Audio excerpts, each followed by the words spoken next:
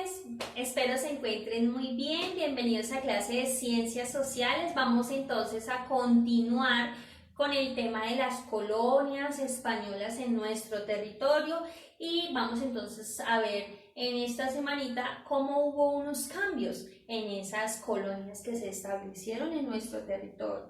Recordarles, hijos, que en las diapositivas aparece lo que es de consignar, la lectura y también nuestra actividad. Entonces, bienvenidos. Iniciemos. El tema de esta semana son vientos de cambio en las colonias españolas. Vientos de cambio. Vamos a ver qué cambió. Bueno, en el siglo XVIII el siglo XVIII inició con la muerte del rey de España, Carlos II, quien aparece en pantalla, de los Habsburgo. Es decir, su apellido era ese, su familia y su linaje era ese. Él muere y muere sin dejar un sucesor. Y eso, usted sabe que en la época era un problema, ¿verdad? Vamos a ver qué terminó ese problema. Este no tenía un sucesor y por ello los reinos europeos se enfrentaron en la Guerra de Sucesión, sucedió en 1701-1713, para definir quién tenía derecho al trono. Entonces hubo una guerra completa para saber quién iba a asumir ese cargo tan importante.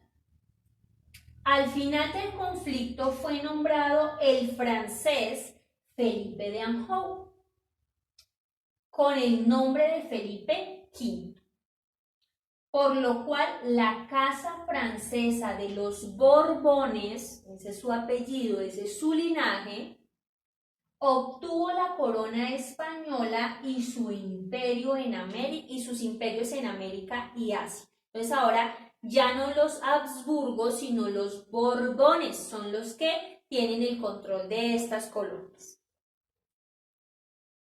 Ante las constantes amenazas de las otras potencias, amenazas ¿por qué? Porque finalmente se ganó el puesto en una guerra y también en una guerra se lo podían quitar, ¿cierto? Entonces, ante estas constantes amenazas y la creciente autonomía de las colonias americanas, la nueva casa reinante impulsaría a lo largo del siglo XVIII las llamadas reformas borbónicas, que no fueron otra cosa que mayor control sobre las colonias americanas, ¿listo?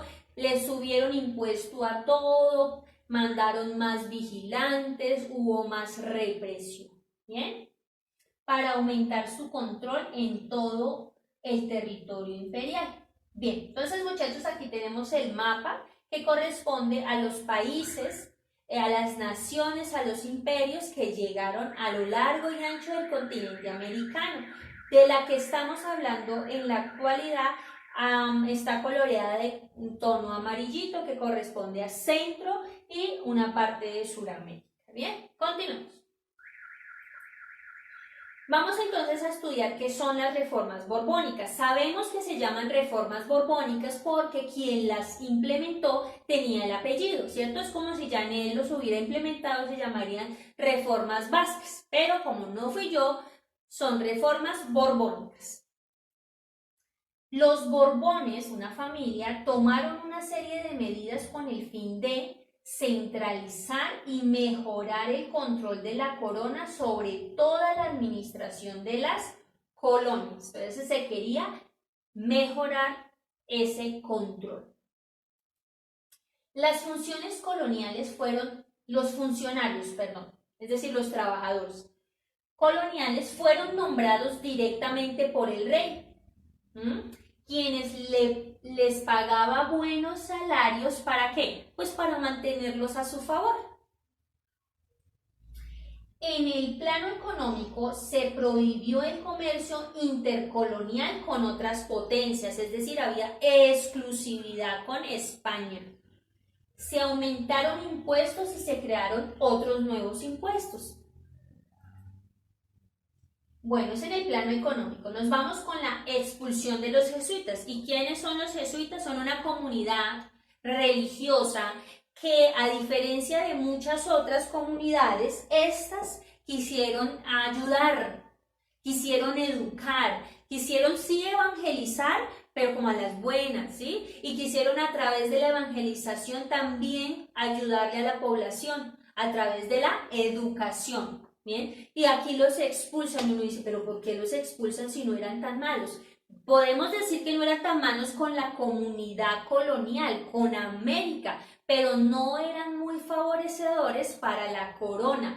Uno, porque no le rendían fidelidad al rey, sino fidelidad al papa. Entonces el rey decía, no, no me sirven, no me sirven. Dos, le ayudaban a las comunidades a letrarse, a educarse, y eso tampoco le convenía a la corona.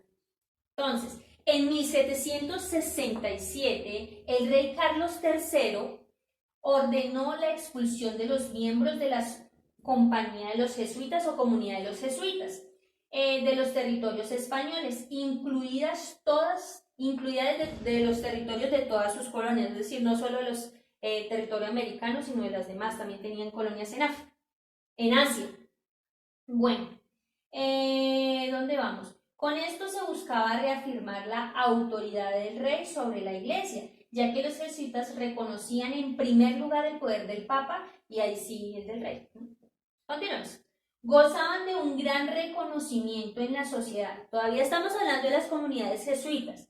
Entonces, reconocimiento en la sociedad colonial con su labor educativa. Una vez los expulsaron, la corona española se apropió de todos sus bienes y se encargó de sus colegios y universidades. Bueno, los movimientos contra las reformas, porque sí existieron, las reformas borbónicas fueron un hecho, pero también, por ser tan represivas, hubo levantamientos en contra de estas. Según lo que vamos a ver ahorita sobre estos movimientos, van a tener que hacer la actividad, entonces pongan mucha atención. Los criollos que habían alcanzado puestos en la administración colonial estaban inconformes al ser desplazados por los peninsulares. Entonces vemos aquí cómo los criollos sí habían alcanzado un poder político, pero con las reformas borbónicas, plan, son expulsados de esos cargos. ¿Y quienes vienen a ocuparlos? Dicen ahí que los peninsulares, es decir, los de la península ibérica, por ende, pues son españoles. Bueno, y por otro lado, los nuevos impuestos a los cargos del comercio provocaron el rechazo y varios levantamientos. Continuamos con la actividad. Miren acá, hay que tomar apuntes. Y aunque no van a enviar evidencias a la plataforma Edmodo, sí lo deben tener escrito en sus cuadernos. Mucho cuidado con eso. Continuamos. Vamos a ver. Investigue sobre los siguientes movimientos contra las reformas borbónicas. Bien. ¿Cuántos son? 4 movimientos. Tienen que investigar en internet, escribir en su cuadernito. Realice un resumen y escriba en su cuaderno. Un resumen pequeño. Cuando yo digo pequeño, yo me refiero a un párrafo, a 2 párrafos. Y entendiendo que un párrafo tiene mínimo 8 renglones, ¿cierto? Bueno, el primero es el levantamiento que se dio en Venezuela, el segundo en Quito, el tercero en Socorro, es decir, en nuestro territorio, y finalmente los movimientos indígenas. Dentro de cada una de esas numerales les doy como más información para que la investigación sea un poco más asertiva, ¿bien? Entonces, muchachos, a investigar, a escribir en su cuaderno un pequeño resumen. No tal cual dice en Wikipedia o en las páginas que ustedes buscan, sino lo que usted comprende después de hacer la investigación. Es decir, que ese párrafo o esos 2 párrafos deben ser construcción de ustedes, no copia y pega. ¿Listo? Bien, muchachos, entonces con estas rebeliones en contra de las reformas borbónicas damos terminada la temática de esta semana. Si se dan cuenta, no es muy extensa. En la actividad sí se van a de pronto demorar un poquito, pero tienen el tiempo. Recordarles entonces que tenemos 2 horas o de pronto 2 horas larguitas para dejar consignado en nuestro cuaderno, hacer la actividad para después encontrarnos en la videollamada y poder socializar lo que ya hemos aprendido. ¿Listo, chicos? Un abracito, espero les haya quedado claro y nos vemos pronto.